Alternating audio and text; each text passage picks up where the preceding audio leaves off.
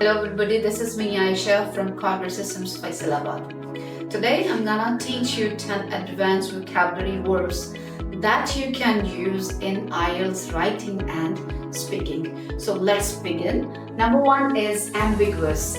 Ambiguous means mashkook, not clear. Number 2 is amend. Amend means badal dena, tabdeel karna. Ample means kushada. Attitude means ravaiya. Attribute means mansoob karna. Arduous means mushkil, difficult. Assume means farz karna.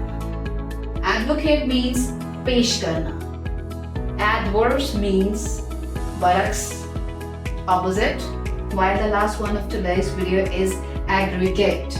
Aggregate means ikattha karna, usko collect karna. So today's words are ambiguous, amend, ample, attitude, attribute, arduous, assume, advocate, adverse, and aggregate. So if you want to learn more vocabulary words, follow us